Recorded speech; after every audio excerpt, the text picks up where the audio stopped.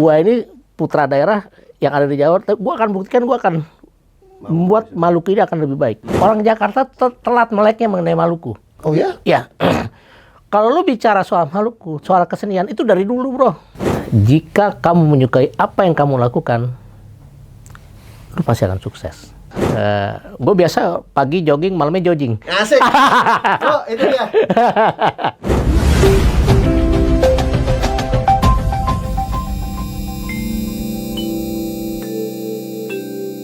Assalamualaikum warahmatullahi wabarakatuh. Waalaikumsalam. Selamat datang di podcastnya IKU Sakti.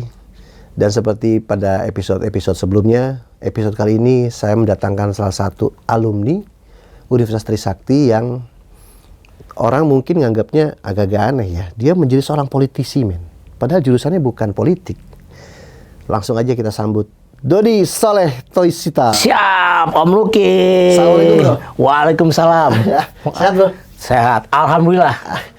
Sehat banget. Gua bisa diundang di IKU Sakti Podcast. IKU Sakti Podcast yang luar biasa. Ini sebenarnya banyak loh yang nunggu-nunggu diundang IKU Sakti. Iya dong, kan ini makanya gue agak amazing juga kemarin tahu-tahu Om Luki mengabarkan bro besok podcast, langsung gue sambar. Asik, Iya. mantap. Sekilas ya bro, ini kawan gue ini sesama ikatan alumni dan beliau ini adalah seorang politisi yang dipercaya oleh ketuanya, oleh Partai Perindo untuk menjadi koordinator wilayah untuk wilayah Maluku Utara dan Tanah Papua. Ini luar biasa loh. Dot, ini sebelum jauh bicara tentang politiknya lo, program-programnya lo segala macam, gue pengen tahu. Emang cita-cita lo menjadi politisi ya bro? Ya sebenarnya kalau cita-cita dulu kan waktu kecil pasti jadi Superman. Oh iya benar. Jadi Batman gitu. Jadi astronot gitu. Nah, seiring berjalannya waktu, Superman nggak ada. Itu dia. Gua menyadarkan diri, wah kayak gua nggak mungkin jadi Superman. Nggak segede gini Superman. Itu dia. Superman nggak segede gini gitu kan. Akhirnya ya waktu kuliah mungkin gua udah mulai tertarik dengan hal-hal yang berbau politik itu ketika gua mulai aktif di himpunan mahasiswa. Lu dulu jurusan apa sih bro? Manajemen ekonomi. Iya. Oh, berarti lu juga dulu aktif di senat ya? Zaman kita berarti senat ya? Gue di himpunannya. Oh, di himpunan. Okay. Sama satgas. Himpunan dan satgas. Ya. Oh, itu. Jadi kebetulan waktu itu di himpunan gue jadi sekretaris himpunan untuk jurusan manajemen. Nah di situ gue mulai mempelajari mengenai organisasi. Padahal seumur-umur gue tuh paling benci tadinya. Kok bisa? Ikut OSIS saja gue nggak mau. Ikut ini, ya gue nggak tahu tuh. Ya karena gue ngeliat, oh ini fun juga nih, asik ya. Waktu itu karena Trisakti lo tahu. Waktu itu kampus reformasi dong. Kita dengan secara panggilan batin nih. Oke, ngeri bahasa panggilan batin. Panggilan batin bro. Panggilan batin. Jadi gue bergabung lah di himpunan mahasiswa. Waktu itu manajemen dan waktu itu juga bergabung dalam satu kumpulan satgas. Itu cikal bakal satgas ekonomi untuk 98 Trisakti. Iya. Dan lu begitu lo lulus kuliah, lu masih tetap berpolitik atau sempat menjadi seorang profesional dulu atau kerja dulu gitu? Gua ini begitu lulus, gua memang basically waktu itu langsung jadi pengusaha. Pengusaha. Cuman habis itu ada kawan yang lulusan Trisakti juga mengajak gue ikut bergabung di Ansor, Pemuda Ansor. Ya, di Jakarta Selatan. Oh, jadi sebelumnya lu memang masih di Ormas dulu ya, belum nggak langsung partai politik dulu ya? Iya. Di Pemuda Ansor Jakarta Selatan, ya gue ikut di situ. Ya. Nah, di situ mulai lagi nih, gue ngerasa kesenangan gue tuh, passion gue dapet di situ. Gitu. Berorganisasi lagi, ketemu orang baru lagi. Karena basically-nya gue tuh paling suka dengan ketemu dengan banyak orang. Oke, diskusi, kebangsaan, nggak hanya kebangsaan sih, apa aja. Nah, karena dengan begitu gue bisa mempelajari nih berbagai macam karakter orang. Oke, sekarang gue nanya, kenapa kok tiba-tiba lu gabungnya dengan Perindo, bro? Gini, awal sebenarnya gue nggak di Perindo. Oke. Gue di Nasdem. Di Nasdem. Ya, kebetulan gue dengan sahabat gue juga di situ. Nah, seiring berjalannya waktu, gue tadi akan fokus. Tadinya gue akan fokus untuk kerja tadinya. Oke. Jadi gue ada usaha. Gitu. Nah, begitu gue mengundurkan diri di partai tersebut. Nah, ada kawan aktivis waktu itu menginfokan ke gue, mengajak bergabung lah. Waktu itu masih belum di partainya, jadi gue itu bergabung di sayap Pemuda Perindo. Saya Pemuda Perindo. Ya. Oke, jadi itu masih organisasi massa biasa lah ya. Ya, di sayap partai. Sayap partai namanya. Oke. Ya. Jadi gue masuk di situ, gue dikasih PR bagaimana gue harus merapikan Pemuda Perindo di DKI. DKI. Ya, DKI Jakarta. Karena gue sebenarnya tipikal gue paling seneng kalau dikasih tantangan. Oke. Itu gue ambil. Tahun berapa itu? Itu tahun 2017. Berarti sebetulnya lu berpolitik cukup lama. Kalau sekarang 2022, berarti lu 5 tahun lebih loh ya. Udah hampir 7 tahun lebih. Kalau dari partai sebelumnya udah 10 tahun ya? Ya, udah lebih. Artinya lu sebetulnya gini. Karena dari awal Nasdem loh. Iya, berarti kan setahu gue Nasdem juga pertama muncul kan bukan partai politik ya, bro. Betul. Ya? Itu kan ormas ya? Ormas. Oke. Itu. Jadi gue mulai dari situ juga. Oke, paham. Itu. Jadi gue terimalah tantangan itu untuk merapikan itu. Ternyata and then terbukti. Gue mampu merapikan saya partai itu tadi. Pemuda Perindo waktu itu. Dan waktu itu sukses juga mendukung Anies Sandi jadi gubernur. Berarti Anies Sandi tahun 2019 ya, bro ya? Ya, itu. Jadi itu rentetan peristiwanya lah. Artinya prestasi-prestasi itulah yang membawa lu akhirnya ke Perindo. Ya. Dan apakah peristiwa-peristiwa itu juga yang membuat lu akhirnya dipercaya untuk pegang koordinator wilayah Maluku juga, bro? Jujur, gua itu mulai moving ke partai, ini ke badannya ya. Ketika Perindo sedang mengalami sebuah perubahan besar dalam tubuh partai. Itu perubahan dalam artian menuju yang lebih baik. Itu. Nah, di situ gua dipanggil. Jadi gua dipanggil. Siapa yang manggil waktu itu? Ada dari pusat. Dari pusat. Ya. DPP lah ya. Ya, dari DPP. Dan waktu itu sempat gue diwawancara juga, itu gue ditanya bagaimana dengan Perindo ke depan. Oh, lu ditanya motivasi lu segala macam. Gue lihat, kalau gue melihat Perindo ke depan ini bagus, karena Perindo ini buat gue dia kayak seperti kapal pinisi, bro. Kenapa tuh? Ya, pinisi itu indah, cakep. Terus kelengkapan semua ada. Iyalah, itu partai kaya, bos. Ya, cuman tinggal harus diisi siapa nahkodanya. Artinya ABK-nya mesti yang benar. Dan ABK-nya harus benar. Dan ABK ini menentukan kapal ini siap bertempur atau siap hanya berlayar. Ada dua opsi, sekedar berlayar atau nanti bertempur di lautan. Betul. Gue selalu mendeskripsikan ke kawan-kawan gue nih, ke kader-kader gue, baik di Pemuda atau di kawan-kawan di Perindo. Gue bilang sekarang ini Perindo merupakan kapal pinisi yang indah. Sekarang kita ini ABK-ABK-nya nih. Nahkodanya udah ketahuan, ini pasti akan siap tempur. Gitu. Nah sekarang ABK-nya kita harus siap dulu nih, baik secara mental atau secara pemikiran. Satu visi lah ya. Ya, kita ini mau hanya sebagai kapal wisata, ya, yang hanya indah dilihat, tapi bertempur enggak, gitu.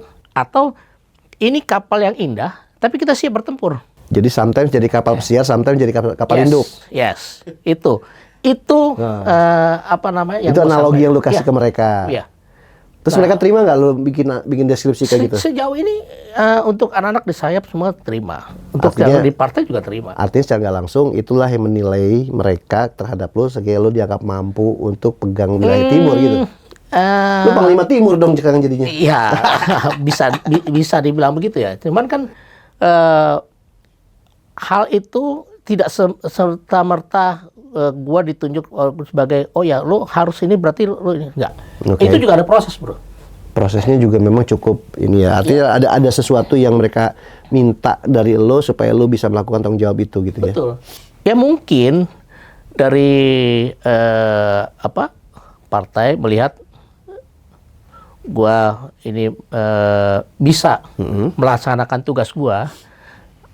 Atau gue mau dicoba dulu gitu kan? Iya, test case lah ya, pengen tahu. Tapi ya alhamdulillah dalam proses itu gue lakuin semua. Okay. Kan seperti gue bilang, gue ini orangnya paling senang kalau ada tantangan, gitu. Jadi buat gue ini rule of game yang harus gue mainkan. Gue sangat menikmati itu. Jadi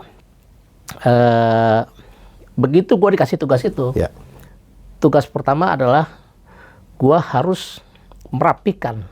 Pertama itu adalah Maluku. Kenapa Maluku? Ya, jadi gue berbicara konteks Maluku dan Indonesia Timur. Maluku ini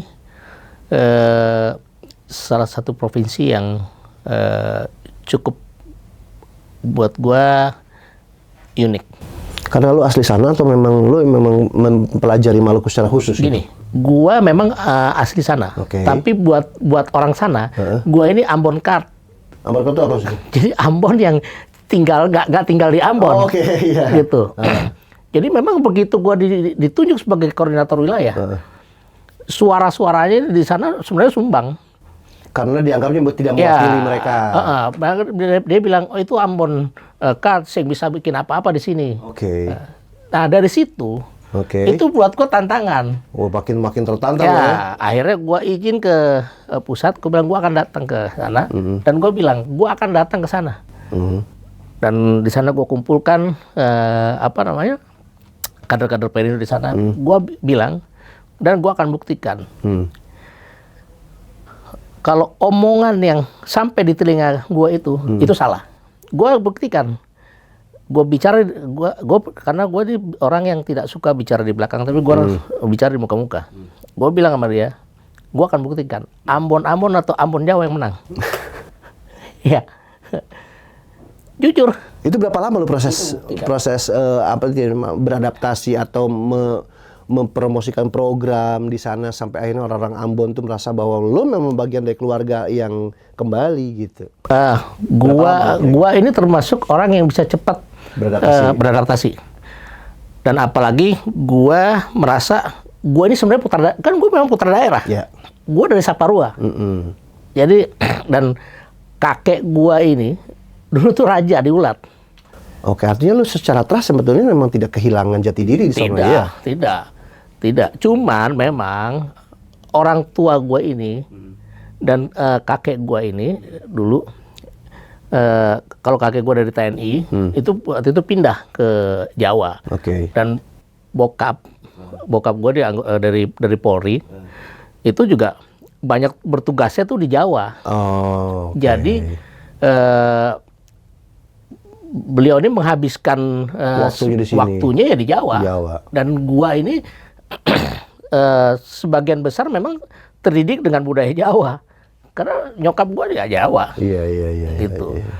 Nah, tapi dengan di sini gua buktikan bahwa ini loh, gua ini putra daerah yang ada di Jawa. Gua akan buktikan, gua akan membuat Maluku ini akan lebih baik.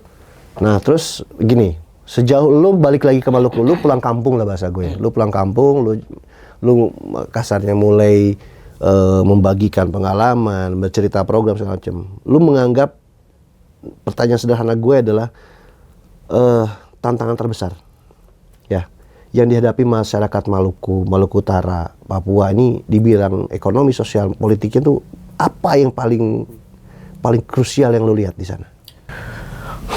Kalau gue melihat, gue bicara Maluku dulu ya, di Maluku aja deh, gitu ya. Karena kalau bicara kita mengupas Maluku Utara, Papua, beda lagi tuh ya. Wah itu lo ngundang gue mesti 3 kali podcast, bro. Iya benar. Lu gede banget itu. Nah itu. Jadi gue bicara konteks Maluku dulu. Maluku ini tadi provinsi yang tidak besar, cuman penuh dengan dinamika. Dinamikanya apa yang paling fundamental tuh? Maluku ini masyarakatnya cukup kritis. Oke. Banyak orang-orang pintar sebenarnya di sana. Oke. Jadi kita juga nggak bisa sembarangan berbicara atau ini segala macam. Itu bisa berdebat dulu di sana ya. Berdebat dalam artian positif kan? Ya, positif. Dan dia juga berdebat di sana berdasar semua. Dan mereka kan di sana memang Maluku ini kan kepulauan yang banyak raja-raja lah. Iya. Jadi mereka menganggap ya budaya di situ dia sebagai raja gitu. Jadi di situ ya kita harus bisa ngimbangin. Iya, menyesuaikan diri dengan kondisi. Jadi sana. Itu memang salah satu tantangan terbesar. Yang kedua, tantangan terbesar menurut lu nomor satu adalah budaya ya. Budaya sama sini yang pasti sebenarnya masalah ekonomi. Apa ekonomi yang lu anggap itu apa? Maluku itu provinsi kaya. Oke. Cuman nggak kaya gitu loh. Jadi artinya dia sumber daya alamnya banyak, cuman pengelolaannya belum final kali ya. Infrastruktur juga masih belum seperti apa yang kita bayangkan. Ini mungkin di daerah-daerah ya. Atau lu komparasinya karena lu ada di Jawa kali, men? Ya. Itu karena kan gue lama hidup di Jawa. Itu dengan segala setelan Jakarta, bro. Lu banget. Tapi jangan salah. Kenapa? Di Ambon itu lu jangan berpikir Ambon itu kayak di daerah gitu. Daerah. Oh enggak. Sama kayak di Jakarta, bro. Men, gue orangnya keren-keren. Justru itu makanya gue menanya sama lo. Lu tahu kan, karena ini lagi ada fenomena baru nih, timuran Jaksel, tau gak lo? Itu kan orang Maluku, men. Tapi keren-keren, kata gue lebih ganteng mereka daripada orang Jawa. Ya gini, Maluku itu memang diciptakan manusia-manusia itu ganteng. Ini di skip ya, disclaimer guys. Ini disclaimer ya. Loh, ini kan bagian juga gue mempromosikan Maluku dong, ya kan? Lu maksudnya kan, mereka bukan. Gue termasuk gua. Termasuk gua. Jadi Maluku itu gak hanya ini. Jadi Maluku ini masyarakatnya penuh dengan seni, bro. Justru itu kan kemarin gini, yang lagi rame kan lagu Tabola Bale, apa segala macam itu kan timuran semua, men. Betul. Itu dari daerah lu kan sebetulnya yang buat gue ini fenomena luar biasa loh. Artinya potensi yang dimiliki Maluku dan Indonesia Timur itu luar biasa karena kalau digarap dengan benar itu. Sebenarnya begini, bro. Sebenarnya bukan soal Maluku yang telat ini. Cuman yang gue bilang, orang Jakarta telat meleknya mengenai Maluku. Oh ya? Ya. Kalau lu bicara soal Maluku, soal kesenian itu dari dulu, bro. Iya sih, gue tahu. Iya. Makanya di Ambon itu dibilang Ambon itu kota musik. Glenn Fredly kan di Solo ya? Ya. Nah, ini sebenarnya ini salah satu angan-angan gue. Gue mau membangkitkan lagi sebenarnya Maluku Ambon itu sebagai kota musik. Itu keren, bro. Di sana tuh bukan ini dengan seni lu campur dengan keindahan alam di sana. Itu keren banget, bro. Artinya ini menjadi media komunikasi lo, politik lo dengan melalui jalur media dan seni dan budaya gitu. Iya. Ini yang sebenarnya harus pemerintah pusat tuh melihat potensi itu. Maluku itu bisa dibilang surga Indonesia. Nggak bisa dilawan sih. Itu no debat, men. Itu keren banget. Itu keren banget. Ada Banda Neira, terus ada yang pasir terhalus di Maluku ini, Maluku Tenggara itu. itu kayak Denko, bro. Apa tuh? Saya susu, gitu. Halus, terhalus di dunia. Serius? Nah, ini kan banyak orang yang nggak paham. Oke, Orang Bali doang gitu ya. Orang hanya tahu, Bali, Lombok, ini gitu Bali ya. ini. Tapi kalau lu coba nyebrang deh dari ini ke Maluku. ke Maluku. Kalau lo nggak mau pindah, bro, serius. Oke. Bener, ini karena kejadian gue kan gue bilang gue Ambon Kart gitu ya. Begitu gue balik ke sana, gue bilang gila, ini keren. Lu jalan, potensi ya, lu jalan di kapal atau tulisan di samping lu ada lumba-lumba. Anjir, keren banget itu. Itu keren banget.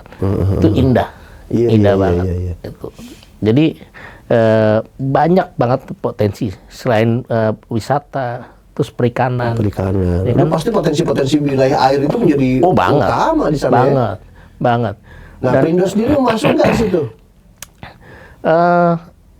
Wilayah entrepreneurship ya, wilayah kewirausahaannya, ekonominya. Gini, Perindo ini mungkin akan lebih banyak nanti akan bergeraknya di UMKM. UMKM ya, karena kan kita bergerak di memang slogan-slogan kita memang kita ya kuat di UMKM.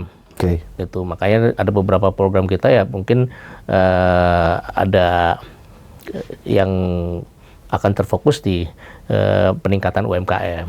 Tapi UMKM-nya Ambon Maluku beda dong dengan DKI kan? Beda. Artinya kan potensi mereka, potensi yang ada di sana digali oleh usaha kecil dan lo menjadi koordinator di sana. Iya. Men, ini calon orang kaya men di sana men. Lu jangan jauh-jauh nih. Jangan gitu, bro. Kalau kita kaya ya kita harus sebelum di Maluku kita harus kaya dulu. Oh iya, siap. Iya. Tapi lu menjadi orang, menurut gue nggak tahu ya, cuman feeling gue mengatakan lu salah satu putra Trisakti yang akhirnya kembali ke daerah dan lu berhasil meningkatkan. Lu punya challenge di sana. Jangan salah, bro. Kenapa tuh? Ada satu putra Trisakti yang menjadi wakil bupati di Maluku Tengah. Serius? Iya. Sopo? Apa namanya? Ada wakil Mario Lawalata. Dia pengusaha anak sipil. Oke, dia anak Trisakti ya? Anak Trisakti. Nah, itu istrinya Dewan Provinsi dari Perindo. Oke. Dan dia termasuk di Perindo. Nah, ini berbicara soal pengalaman, bro. Ya, lu sejauh berpolitik, lu terjun ke sana, lu menjadi seorang politisi murni yang membawa nama Perindo di Maluku. Punya pengalaman menarik gak selama lu ada di sana? Ada sesuatu yang sangat spesifik yang pengen lu ceritain ke kita? Ada. Apa tuh? Ketika gua ini seorang Ambon Jawa ini, ya, begitu pertama kali diberikan tantangan itu, gua cukup ibaratnya dikasih PR yang cukup berat. Karena waktu itu pertarungan pilkada. Pilihan ke bupati atau gubernur? Gubernur Maluku? Iya. Terus lu sebagai tim suksesnya Maluku? Ya. Jadi kebetulan partai gue ini mengusung gubernur yang sekarang jadi. Gubernur sekarang jadi kan Pak Hendrik Lewerisa. Ini kan pendatang ya, maksudnya begini, bukan incumbent ya? Bukan. Nah itu kenapa gue bilang ini spesial? Kenapa? Karena jujur aja, seorang gubernur, seorang Hendrik Lewerisa ini bertarung itu dia cukup luar biasa menurut gue ya. Oke. Dengan luar biasanya apa? Ya, karena dengan seorang Hendrik Lewerisa ini dia melawan incumbent yang cukup kuat kala itu. Dan dia didukung oleh berapa partai? Cuman 2, bro. Apa aja? Perindo dengan P3. Sementara incumbent full partai di sana? Full. Pokoknya udah full effort lah ya? Ya, kekuatan penuh. Tapi lu menang? Yes, menang. Nih, pelajaran apa yang lu petik dari kejadian itu, bro? Tidak ada yang tidak mungkin, bro. Iya, itu sudah pasti. Ya. Artinya gini, lu melihat potensi bahwa satu, lu bisa mengandalkan kekuatan Perindo sana. Ya. Atau masyarakat sana untuk bisa lu giring. Atau memang figur dari si gubernurnya memang sangat disukai oleh masyarakat sana, bro? Pertama, mungkin figur. Oke. Figur gubernur Hendrik Lewerisa ini memang cukup bagus. Artinya putra daerah yang dicintai ya. Ya. Dia juga anggota dewan. Dari Gerindra. Dan cukup bagus lah, cukup vokal lah. Gerindra tapi didukung oleh Perindo. Yes. Bisa begitu ya? Diusung oleh Perindo. Anjir, itu keren banget, men. Yes. Artinya Perindo melihat potensi itu dong ya? Iya. Melihat peluang itu justru. Yes. Dan ini sebenarnya orang-orang pada heran kenapa Perindo melihat itu. Ya, karena gue bisa melihat yang orang lain tidak bisa melihat. Itu dia. Itu tuh. Yang mahal itu, men. Di politik itu, yang paling mahal adalah kita bisa lihat sesuatu yang orang lain nggak bisa lihat dan berhasil. Yes. Pemilihnya waktu itu kebanyakan buat si gubernur ini pemilih muda, tua, atau yang udah sepuh, men? Kebanyakan. Masih muda. Masih muda? Iya. Nah, berarti kan gini ya. Ini pertanyaan selanjutnya nih dari gue. Menurut lo nih, apa sih peran generasi muda politik di Maluku saat ini yang paling penting di mata lo nih? Pasca pilkada kemarin ya. Artinya kan lu sudah membuktikan bahwa ketika lu dan geng-gengan lu turun ke sana, gubernur bisa lu menangkan, lu punya PR berkelanjutan, ya kan, terhadap generasi muda, khususnya lu bawa bendera Perindo ke sana. Nah, apa yang paling lu lihat apa? Pertama gini, Perindo memang mengedepankan kader-kader muda untuk maju. Ya, ini kita buktikan di dewan-dewan kita yang duduk, ini muda-muda semua. Rata-rata memang muda ya? Ya. Di Ambon kita satu fraksi. Wakil ketua dewan kita, wakil ketua DPRD kita, itu masih umur 30-an loh. Wah, anjir, masih muda. Yes. Itu salah satu bukti. Perindo itu memang mendukung dan peduli dengan anak-anak muda. Memberikan ruang. Ya, memberikan ruang anak-anak muda untuk bisa berpolitik. Artinya politik yang jujur dong ya? Betul.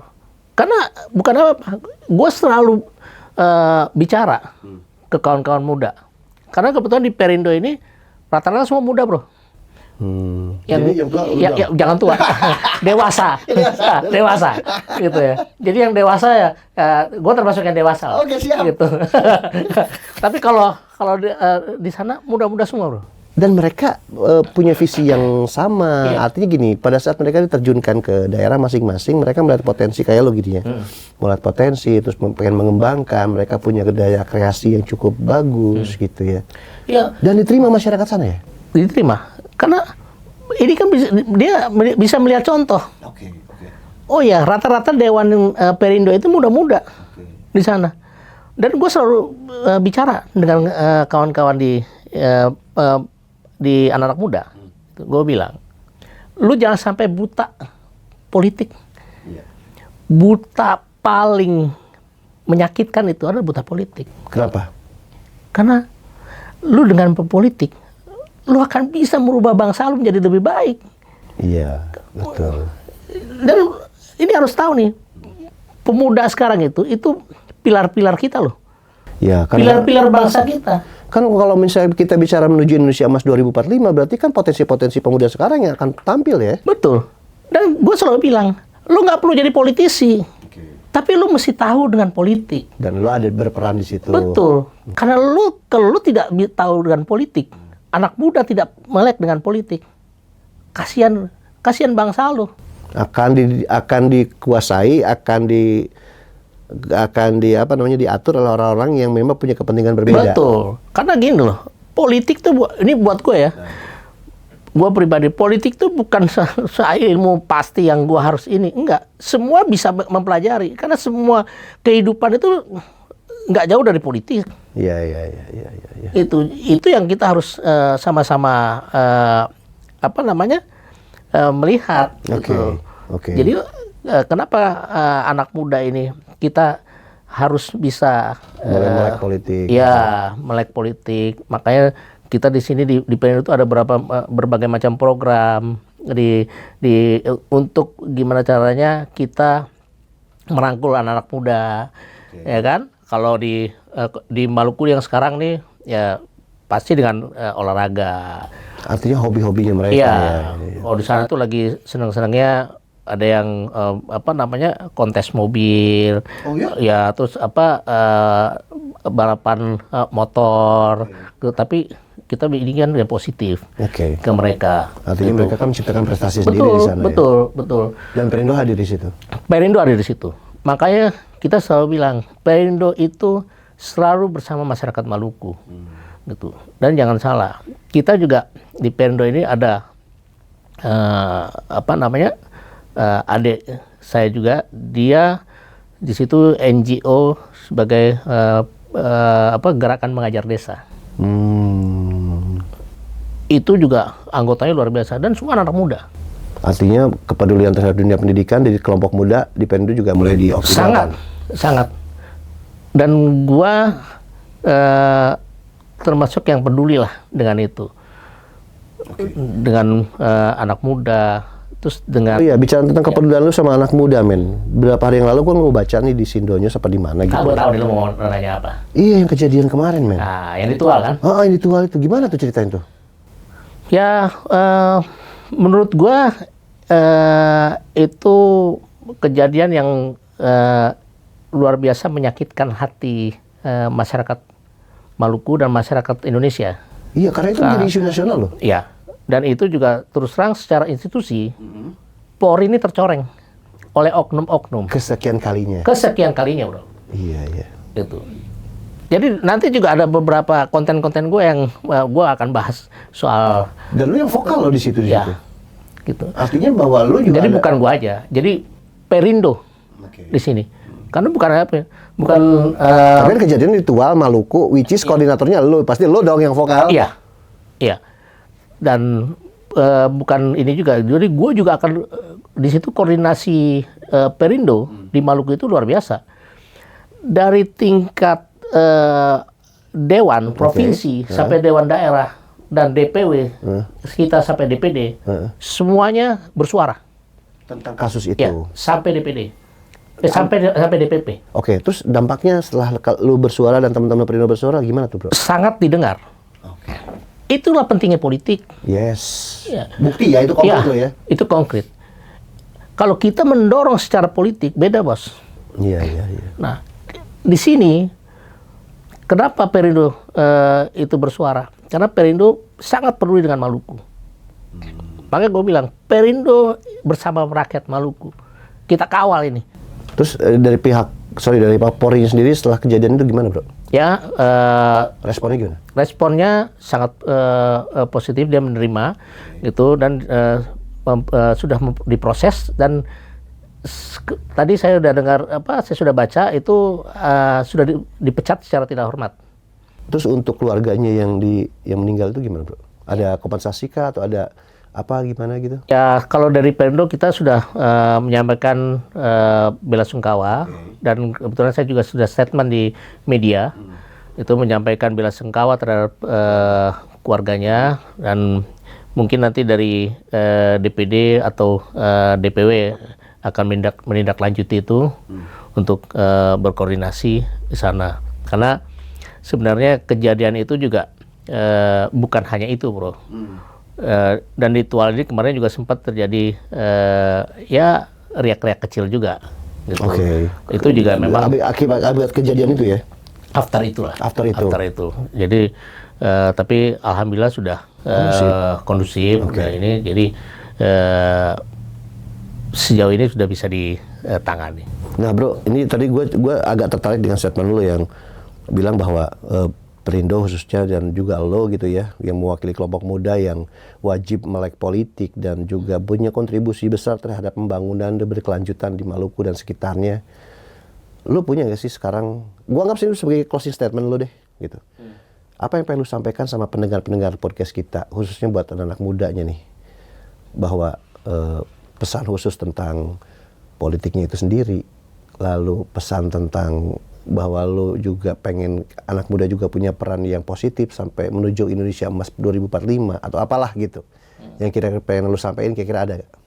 Gini, ini dari hasil perenungan gue semalam. Ini ngeri. Ngeri ya. Ngeri guys. Jadi gue memang kadang-kadang gue suka insomnia, bro. Jadi gue suka itu akhirnya gue melihat satu kata-kata yang buat gue bagus. Gue baca ini. Sip, lanjut. Sukses itu bukanlah sebuah kunci kebahagiaan. Tapi kebahagiaan adalah kunci kesuksesan. Jika kamu menyukai apa yang kamu lakukan, lu pasti akan sukses. Artinya secara tidak langsung lu pengen menyampaikan, lakukan hobi lu, sesuatu yang positif, maka lu akan bisa memperbaiki. Lakuin apa yang lu suka. Oke. Dan jadikan yang kesukaan lu itu bermanfaat. Ini kayak lu nih kan, ya kan? Iya. Lu suka bicara dengan narasumber. Lu suka mencari referensi. Nah, sekarang jadilah lu seorang host yang luar biasa. Aja. Ngeri kan? Ini sebenarnya host gua apa lu sih? Ngomong-ngomong masalah di luar politik nih, Bro. Lu punya hobi apa, Bro? Gua, Hobi lu apa sih? kalau lihat postur tubuh gua pasti makan, kuliner. Terus ya gua suka nge-gym juga. Oke. Itu. Terus selain itu? Apa tuh? Yang lain kayak apa gitu, nge-gym sama makan itu hobi semua orang. Oh iya. Yang spesifik dong. Ini gue biasa pagi jogging, malamnya jogging. Asik. Bro, itu dia. Hasil diskusi pasien lebar kita dengan Bapak Dodi Soleh Toisuta. Keren banget dan gue harap sih sebetulnya ini bukan jadi episode terakhir ya, Bro. Gue berharap juga gue berepisode-episode di sini. Boleh. Nanti kita siapkan.